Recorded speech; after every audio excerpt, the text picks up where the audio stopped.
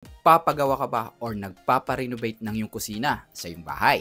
Ano nga bang magandang materyales for the countertop nito? Tiles ba or granite slab?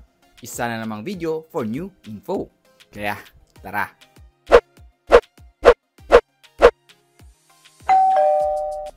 Good day mga ka-Arky! Before natin puntahan ang ating main topic ngayon, at meron tayong bagong gawang channel. Kung na-appreciate nyo ang ginagawa ko dito as your Kuya Architect, please naman pakibisita at pakicheck ang mga videos natin sa ating bagong Kuya Tours and Trivias. Ang channel na to ay puno ng mga virtual walking tours all around places of interest dito sa Pinas at sa abroad.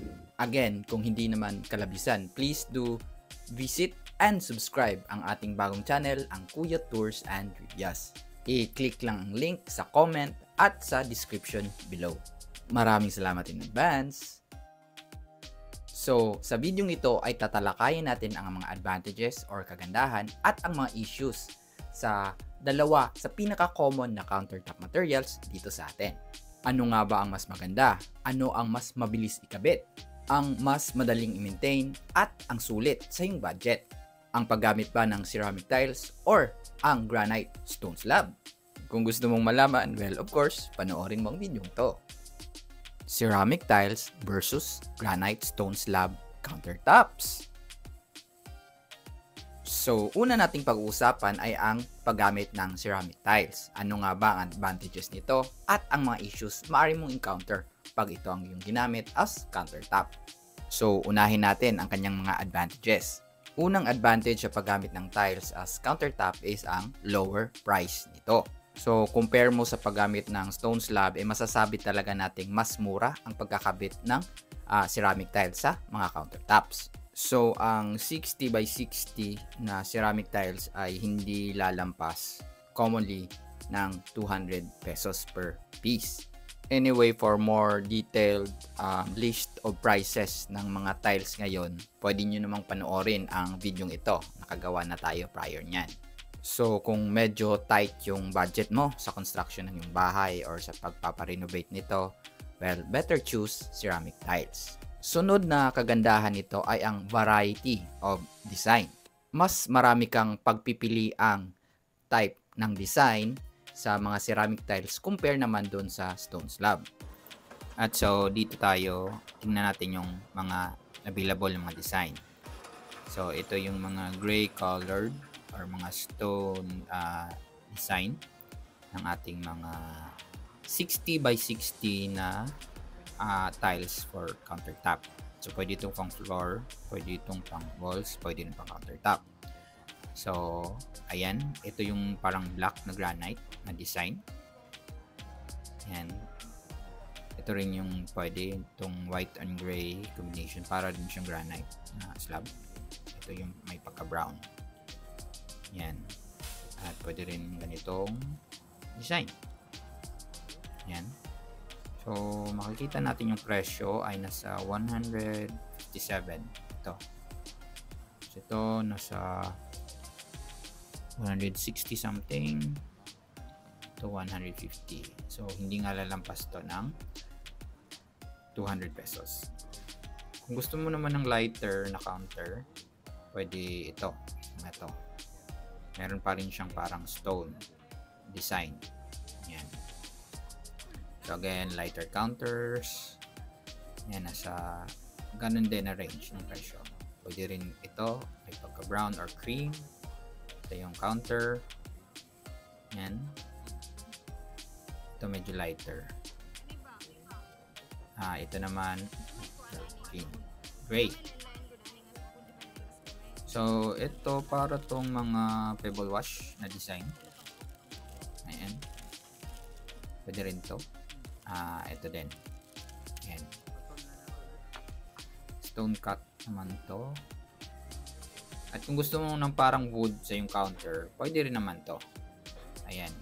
Pwedeng gamitin to. Kaso lang medyo glossy lang yung effect. Pero may pagka-wood na aesthetic naman. Yung gray.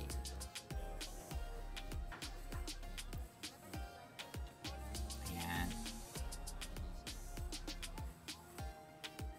So, Ito naman tayo sa mga back wall or backsplash. Ito yung parang tiles sa wall ng ating counters. Ito pwede ito. Ito parang square type. Ito mas malalaki. Maganda rin to. Kung gusto mo ng parang pernakan or Moorish na style ng counter backsplash, pwede ito. Ayan. Pwede rin to. And then, yan, punta naman tayo dito sa ibang backsplash. Ito yung mga white. Ito yung mga parang subway tiles, no? Rectangular or square. Ito. Para to. Ito. Subway tiles. Ayan. So, kung gusto mo ng puti, well, you can use this. Nga pala ito ay 30 by 60 yung kanyang dimension. So, medyo may pagka-rectangular. Unlike yung kanina may pagka-square. So, ayan pa yung ibang design. Ayan ang pwede mong gamitin na mga backsplash na mga tiles for your kitchen counters. Ayan. Maraming pagpilian na style or finishes ng iyong countertop, well, pwede mong piliin ang ceramic tiles for your kitchen counters. Next advantage naman ito ay ang kanyang workability and repair. Ibig sabihin, mas madali itong i-install at mas madali ring palitan. Mas flexible ito in terms of dimension. Pwede kang gumamit ng 0.2 by 0.2 meters or 0.2 by 0.3 meters na sukat ng tiles. Kung gusto mo yung more classical, yung kanyang aesthetic dahil obvious ang kanyang magiging jointing nun. But kung gusto mo ang less joints, pwede kang gumamit ng 0.6 by 0.6 meters na ceramic tiles. Ito yung maximum na pwede mong gamiting dimension since ang standard na width ng ating mga countertops ay 0.6 meters din. Same din ito sa kanyang backsplash or sa back wall. Pwede kang gumamit ng mas maliliit or 0.6 na by 0.6 na ceramic tiles. Kasi nga yung height trend na standard for the cabinets and the countertops ay dapat 0.6 din. Ang mga edges nga pala ito at corners ay pwedeng gamitan ng mga corner beads para matakpan yung mga matutulis na edges ng tiles sa ating mga counter.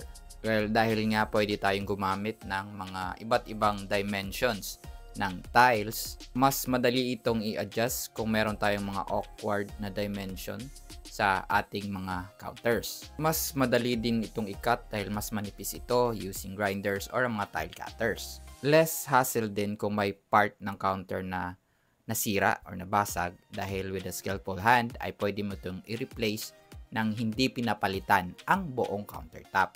Unlike kung yung isang slab yung nabasag, kailangan mong palitan yung buo. Ganon. So, mas mura, mas maraming pagpipili ang design at mas flexible ito sa installation at replacement. Yun ang kagandahan ng paggamit ng ceramic tiles sa ating mga countertops. Ngayon, pag-usapan naman natin ang mga issues na maaari mong ma-encounter sa paggamit nito. Unang issue, ang joints and grooves. So, dahil nga per piece ang installation ng mga tiles sa ating counters, syempre may mga visible joints ito.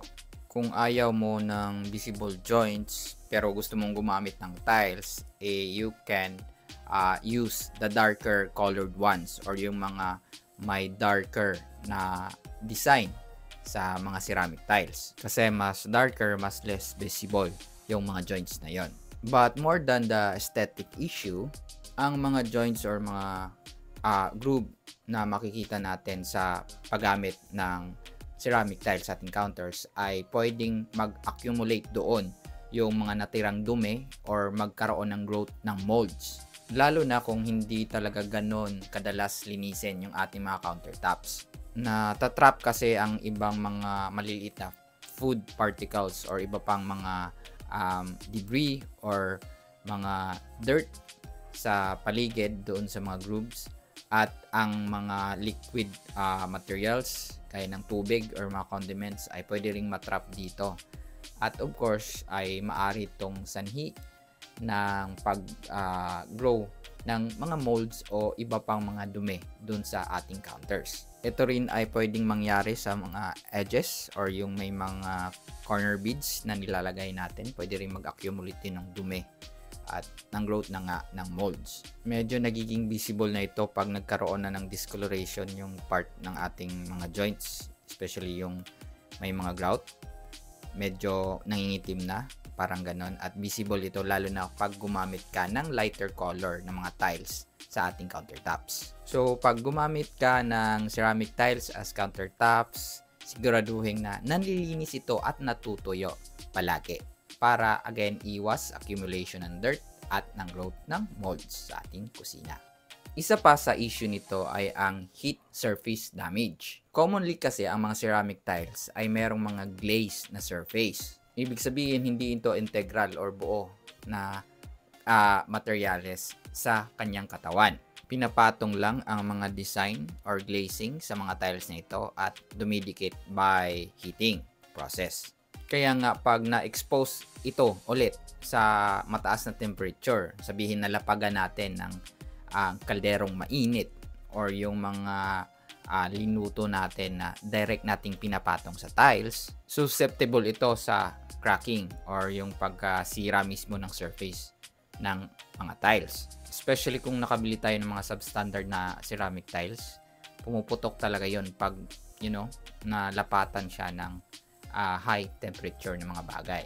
Again, nakaglaze lang yung mga ceramic tiles kaya susceptible ito sa heat damage. So, ayun ang mga kagandahan at ang mga issue sa paggamit ng ceramic tiles as kitchen countertops. Ngayon, pag-usapan naman natin ang mga advantages at issues ng paggamit ng granite slab naman. But before we proceed, again, meron na tayong mga related videos dito sa ating topic. Meron na tayong mga video all about tiles, kung paano mag-estimate ng kailangang tiles sa isang floor area at paano pumili ng mga designs dito. Nandoon din ang mga dapat iwasan at dapat tandaan sa pag-i-install ng tiles. At of course, again, meron na tayong video all about prices naman ng iba't ibang design ng tiles na pwede mong gamitin sa iyong kusina. And speaking of kusina, meron na pala tayong videos all about the do's and don'ts sa ating kitchen designs. So, pwede nyong i-check ang mga videos na ito after watching this video naman. Going back sa ating topic, pag-uusapan naman natin ngayon ang mga advantages at ang mga issues sa paggamit ng granite slab as our countertops. Well, unahin natin ang kanyang mga advantages. Una, ang modern aesthetic. Dati kasi ang mga stone slab ay hindi widely available at napakamahal. Kaya uso lang noon ang paggamit ng ceramic tile sa ating mga counters. Pero ngayon, ang mga granite slab na ang isa sa pinaka-common na countertop dito sa atin. Dahil na rin ito ay widely available na sa malalaking hardware at depot dito sa ating bansa. Kaya for individuals na gusto ng more modern design sa kanilang counter ay ito ang pinipili. Isa pa sa kagandahan ng paggamit ng granite slab ay ang kanyang durability. Mas makapal ito kaya hindi ito madaling mag-crack or ma-damage, especially kung merong mga lindol or pag nabagsakan ito ng mabibigat na bagay. Scratch resistant din ito o hindi madaling magasgasan. At unlike sa mga ceramic tiles, hindi ito madaling mag-crack kung na-expose sa mataas na temperature or sa init. So kung durability ang pag-uusapan, well, lamang ang granite slab. Then, isa pa sa advantage nito ay ang easy maintenance. Unlike sa mga ceramic tiles na pwedeng maraming joints, minimal lang ito for granite slab. Lalo na kung continuous or isang buo ang gagamitin mo rito. Less joint, mas less ang chance na mag-accumulate doon ang dumi at ang growth ng molds. Modern looking, durable at mas madaling linisan. Yan ang advantages ng paggamit ng granite slab. Ngayon, pag-usapan naman natin ang mga issues nito. Una, ang kanyang presyo. So, ito naman yung mga available na design ng mga granite slab. And makikita nyo ang iba't ibang kulay. May shades of gray, shades of beige. Ayan. Meron din mga black granite. Makikita natin. Ayan. At meron din mga red granite slab na available. Ito. So, ang presyo nito ay nasa 5,800. Itong design na to. Meron din 7,500. Ayan. 5,500. Ang dimension nga pala nito ay 1.8 by 0.6 meters at may mga kapal na 0.2 millimeters. So ito yung pinaka-common o sikat ng mga design ng granite. Ayan, gray, tsaka medyo may pagka-light beige. Ito naman yung parang white. Ayan. Ito, medyo kung gusto mo ng lighter color ng granite ito. At ito rin. Ito yung parang beige, monochrome. Ayan. At syempre, andito yung mga black na granite, no? Ayan. So, kung gusto mo ng darker color sa yung countertop, pwede mo itong piliin. So, ayan yung haba. Ayan yung kapal. Ayan. May idea tayo. So, again, meron din tayong ibang kulay, especially itong red. Medyo hindi common na counter color, pero may mga trip naman ang mga ganito. So ayan, yun yung mga design at yung mga dimension at presyo ng granite slab. So makikita naman natin kanina sa ating video ang price ranges ng mga granite slab. So masasabi talaga natin mas mahal ito compare sa pagbili natin ng ceramic tiles. So kung medyo tagilid ka sa budget, well, maybe hindi mo ito mapipili. Next issue, ang staining. Ang mga stone slab gaya ng granite ay susceptible sa absorption ng liquid.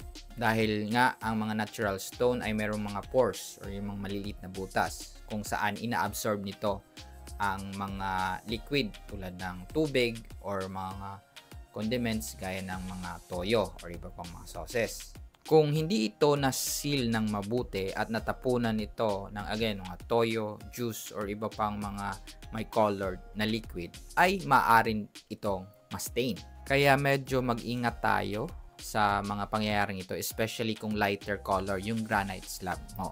Next issue ay ang kanyang workability. One, dahil sa fact na ito ay mas mabigat, ay mas kailangan ng mas maraming manpower upang ito ay makabit sa ating kitchen counter. At dahil nga mas makapal din ito, ay mas mahirap itong i-cut, lalo na kung kailangan natin itong i-korte or i-adjust sa mga awkward na alignment sa ating mga counters. Kailangan pa natin gumamit ng circular saw or angle grinder para lang maputol or makat natin yung ating slab. At yung edges naman niya ay kailangan ding i-smoothen ng grinder para hindi ganun katalas, para iwas aksidente. Isa pa sa issue nito ay ang kanyang repair and replacement. Pag nagkaroon ng sira ang isang parte ng ating slab, example, merong naging crack or maging malaking or masagwang stain doon, hindi mo ito basta-basta mapapalitan. Unlike sa mga ceramic tiles na pwede mong sigurong i-cut yung portion na yon at kabitan ulit ng isang piraso ng tiles. Well, kasi nga ang mga granite slab ay buo. Meaning to say, pag kinat mo yung isa, well, magiging obvious ito. At usually pag pangit talaga yung area yon or yung spot na yon na nasira, tendency talaga na alisin ang buong slab. Again, mas mahirap itong i-repair, mas mahirap itong palitan. So, yun ang mga advantages at ang mga issue ng paggamit ng granite slab. Well, sana nakatulong ang videong ito sa pagpili mo between those two very common countertop materials dito sa atin. So, ceramic tiles ba? Or granite slab sa iyong countertop? Please put down your thoughts on the comments below. At huwag ring kalimutang mag-like, share, at syempre sa hindi pa, please subscribe to this channel. At again, pakibisita po ang ating bagong gawang channel, ang Kuya Tours and Trivia, at please pakisubscribe na rin. Ulit, ito ang yung Kuya Architect. Salamat sa panonood at kita-kita tayo sa susunod na video. Bye!